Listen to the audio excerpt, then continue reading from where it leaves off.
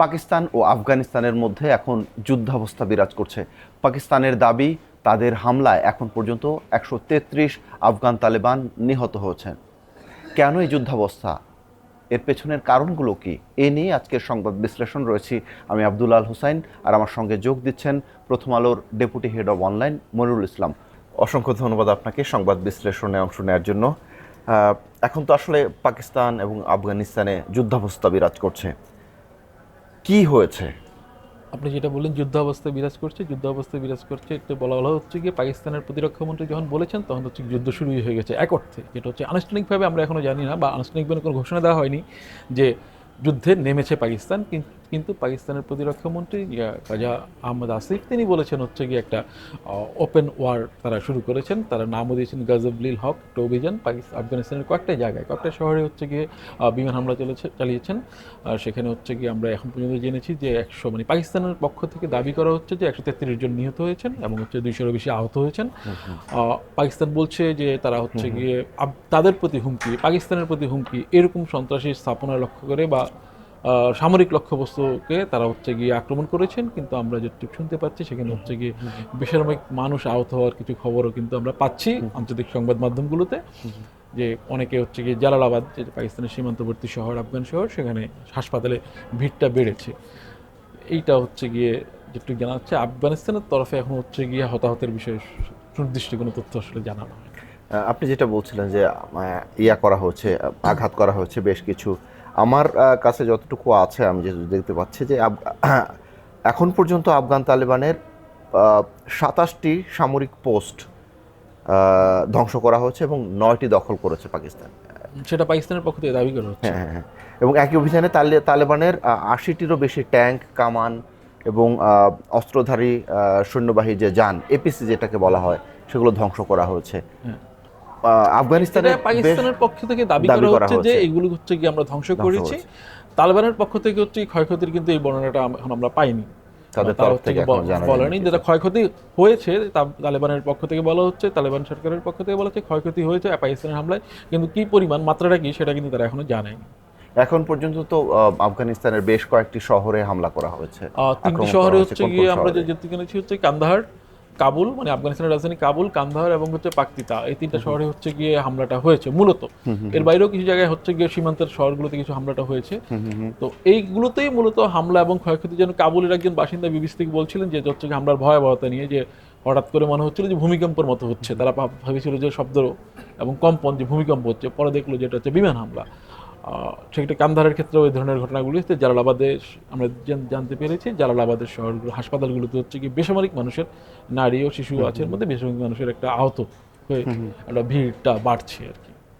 আচ্ছা, আরেকটি বিষয় হচ্ছে যে এই যে একটা অবস্থার মধ্যে এসে পৌঁছালো, দুই দেশের সম্পর্ক হামলার ঘটনা ঘটছে এখন এবং ব্যাপক পরিসরে বলা যায়, এইটার আসলে সূত্রপাতটা কিভাবে হয়েছিল, এই পর্যায়ে এসে কিভাবে পৌঁছালো? যদি বলুন যে হচ্ছে কি পাকিস্তান যে এবারই প্রথম হামলা চালাচ্ছে আফগানিস্তানের, বিষয়টা তা না, কিন্তু নিকট অতীতেও কিন্তু আমরা হামলা দেখেছি। বিশেষ করে পাকিস্তান আর আফগানিস্তানের যে হচ্ছে কি সীমান্ত, সেটা হচ্ছে 2500 কিলোমিটার একটা লম্বা সীমান্ত। এই সীমান্ত হচ্ছে গিয়ে নানা সময় হচ্ছে কি সংঘাত হচ্ছে। এবং গত বছর আপনি যদি মনে করতে পারেন, গত বছরের 25 অক্টোবর পাকিস্তান কিন্তু হচ্ছে কি আফগানিস্তান হচ্ছে বিমান এয়ার স্ট্রাইক চালিয়েছিল।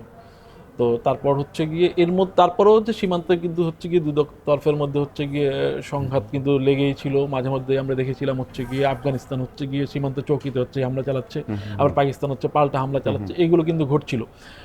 শুক্রবার, যেটা হচ্ছে গিয়ে বৃহস্পতিবার হচ্ছে গিয়ে তালেবান একটা হচ্ছে গিয়ে হামলা চালায় পাকিস্তানের চেকপোস্টে। সেখানে বলা হচ্ছে গিয়ে তালেবানের দাবি যে 55 জন হচ্ছে গিয়ে পাকিস্তানি সৈন্যকে তারা নিহত করেছিল আর কি, হত্যা করেছিল।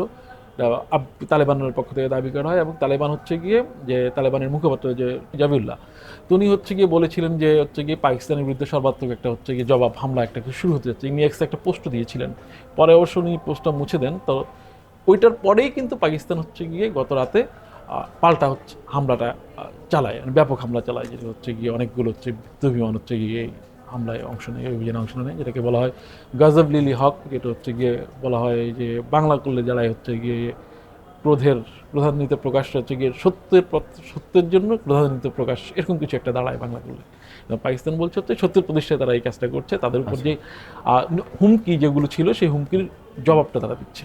আচ্ছা, আমরা হচ্ছে যে প্রেক্ষাপটে আরও একটু যাব এবং এই সম্পর্ক মানে পাকিস্তান তালেবান সম্পর্ক এটাও একটু বিশ্লেষণ করার শুনবো আপনার কাছ থেকে।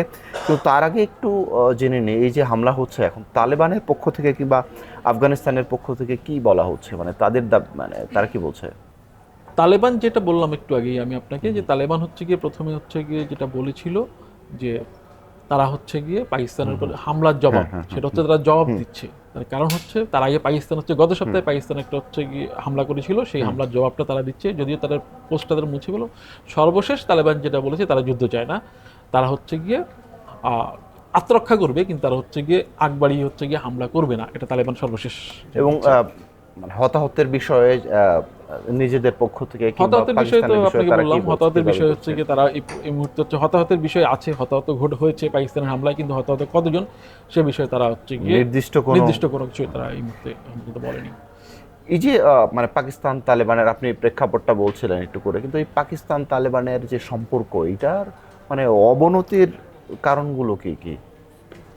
দেখুন, একটা সময় যখন পাকিস্তান আর তালেবান বলা হতো হচ্ছে গিয়ে যে তালেবান যেটা হচ্ছে প্রশিক্ষণগুলো হচ্ছে গিয়ে কিন্তু পাকিস্তানি পেত, যেটা আফগানিস্তানে যখন হচ্ছে যে সোভিয়েত মহাপুষ্ট যে সরকারগুলো ছিল, এবং তারপরেও যখন হচ্ছে গিয়ে যে ইয়া তালেবান প্রথমবার যখন মোল্লা ওমরের নেতৃত্বে প্রথমবার যখন ক্ষমতায় দখল করেছিল, তারপরে যখন হচ্ছে গিয়ে তারা উৎখাত হওয়ার পর হচ্ছে গিয়ে বারবার কিন্তু বলা হচ্ছিল তালেবান হচ্ছে গিয়ে পাকিস্তানের সীমান্তে পাকিস্তানের একটা হচ্ছে গিয়ে পৃষ্ঠপোষকতা পাচ্ছে।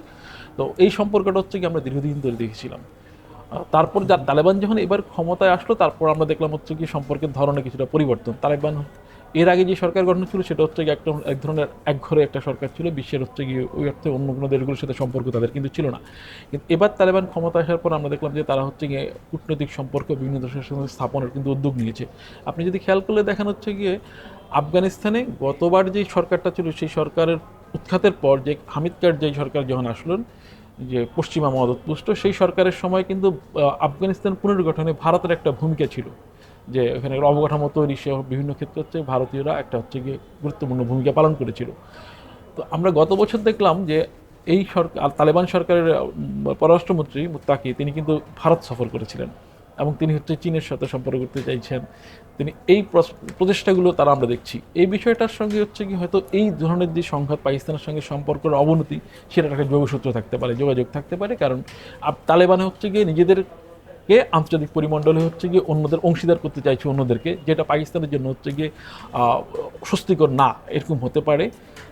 এই থেকে হচ্ছে গিয়ে সংঘাত। এছাড়া পাকিস্তানে যেটা দাবি করে আসছে যে আফগান তালেবানের হচ্ছে গিয়ে পাকিস্তান সীমান্তবর্তী যে এলাকাগুলো, সেই এলাকাগুলোতে আইএস কান্দাহার এটা হচ্ছে গিয়ে একটা ধরনের হচ্ছে সক্রিয় হয়ে উঠছে, যেটা তালেবান হয়তো সহায়তা করছে। আর পাকিস্তানে কিন্তু তেহরিকি তালিবান হচ্ছে গিয়ে পাকিস্তানে হচ্ছে গিয়ে যেটা নিষিদ্ধ করেছে পাকিস্তান, ওই গোষ্ঠীগুলোকে তালেবান সরকার পৃষ্ঠপোষকতা দিচ্ছে, এটা হচ্ছে পাকিস্তান সরকারের দাবি।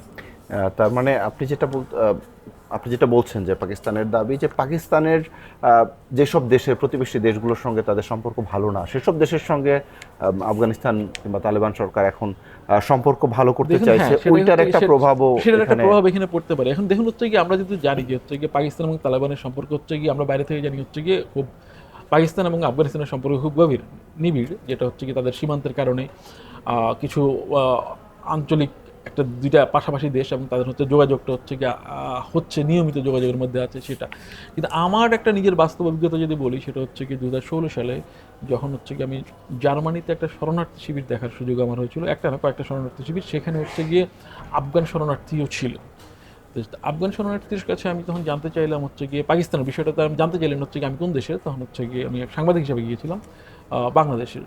তো হচ্ছে গিয়ে তো পাকিস্তানের প্রসঙ্গ জিজ্ঞেস করলাম, পাকিস্তানের প্রসঙ্গ যখন আসলো তখন তারা বলছিলেন যে শরণার্থীরা যে পাকিস্তানকে তারা একটা নটোরিয়াস কান্ট্রি হিসেবে দেখেন। এটা হচ্ছে গিয়ে বেশ আমার জন্য আগ্রহ উদ্দীপক ছিল। পাকিস্তান হচ্ছে গিয়ে আমরা জানি পাকিস্তানের সাথে আফগানিস্তানের সম্পর্কটা ভালোই ঘনিষ্ঠ সম্পর্ক আছে, তাহলে হচ্ছে গিয়ে সেটার কারণ কি?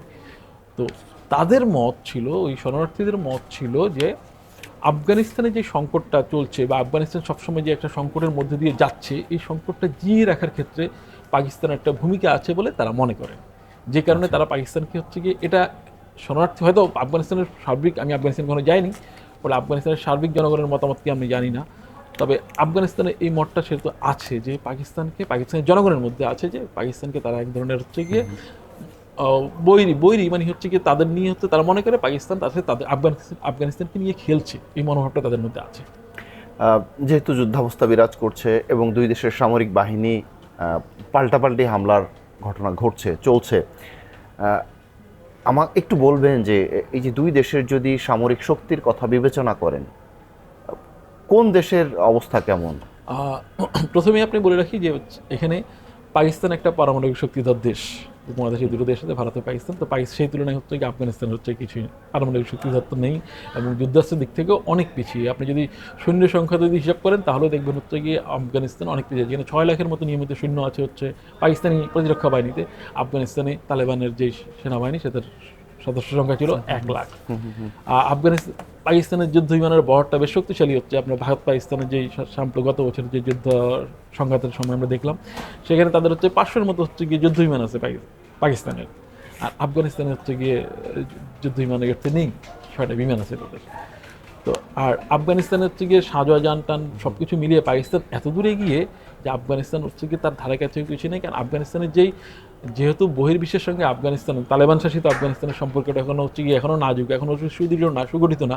তারা কিন্তু হচ্ছে গিয়ে সমরাস্ত্র সংগ্রহের জায়গাটাতে একদমই পিছিয়ে। তারা যে সমরাস্ত্রগুলো আছে সেটা হচ্ছে সোভিয়েত আমলের কিছু সমরাস্ত্র যেগুলি রেখে যাওয়া, আফগানিস্তান উত্তরাধিকার হিসেবে পাওয়া কিছু সমরাস্ত্র, যেগুলির অনেকগুলোই হচ্ছে গিয়ে এখন অকেজোও বলা হচ্ছে। এটা আমরা বিভিন্ন সময় ছবিতে দেখেছি যে হচ্ছে কি ট্যাঙ্কগুলো হচ্ছে অকেজো হয়ে আছে। তো আফগানিস্তান সমর শক্তির দিক থেকে আফগানিস্তান পাকিস্তানের কাছে ধারেও নেই বলতে গেলে। আচ্ছা, যদি কোনো দেশে যুদ্ধ চলে কিংবা যুদ্ধাবস্থা বিরাজ করে, এমনকি উত্তেজনাও যদি বিরাজ করে, প্রতিবেশী রাষ্ট্রগুলোর উপর তো এটা একটা প্রভাব পড়ে, কিংবা অনেক সময় আতঙ্কে থাকে। এই পরিস্থিতিতে, বর্তমান পরিস্থিতিতে যে প্রতিবেশী রাষ্ট্রগুলো রয়েছে, আপনি ভারতের কথা বলছিলেন, চীনের কথা বলছিলেন, এই রাষ্ট্রগুলো কি ভাবছে কিংবা তারা কি কোনো উদ্যোগ নিচ্ছে, কি বলছে? দেখুন, গতবার যখন হচ্ছে গত বছর অক্টোবরে আফগানিস্তানের উপর পাকিস্তান কিন্তু হামলা করেছিল, তখন কিন্তু পাল্টাপাল্টি কিছু হামলা হয়েছিল, তবে এত বড় স্কেলে হচ্ছে হয়নি। তখন কিন্তু হচ্ছে গিয়ে কাতার একটা উদ্যোগ নিয়েছিল, সেটা দুই পক্ষের মধ্যে হচ্ছে সমঝোতার একটা উদ্যোগ নেওয়া হয়েছিল। এবারও আমরা দেখছি, এবার হচ্ছে ইরান হচ্ছে একটা উদ্যোগ নিয়েছে। ইরানের পক্ষ থেকে হচ্ছে গিয়ে ইরানের পররাষ্ট্রমন্ত্রী আব্বাস আরাকচি, তিনি হচ্ছে গিয়ে মধ্যস্থতার একটা প্রস্তাবও রেখেছেন, দুই পক্ষে শান্ত হওয়ার জন্য বলেছেন, মধ্যস্থতার একটা প্রস্তাব রেখেছেন।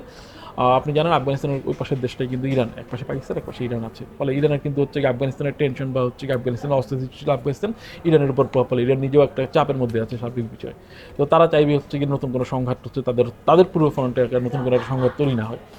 তো সেক্ষেত্রে ইরানের উদ্যোগটা আমরা দেখছি। এর বাইরে সৌদি আরবে, যেখানে হচ্ছে গিয়ে পাকিস্তানের উপর সৌদি আরবের প্রভাবটা হচ্ছে গিয়ে বেশ বড় প্রভাব আছে বলে মনে করা হয়। সৌদি আরবের হচ্ছে গিয়ে পররাষ্ট্রমন্ত্রী কিন্তু পাকিস্তানের পররাষ্ট্রমন্ত্রীর সঙ্গে কথা বলেছেন, ফোনে কথা বলেছেন, এবং পাকিস্তানের পররাষ্ট্রমন্ত্রী কিন্তু এখন ইসরাকদার সৌদি আরব সফরে আছেন।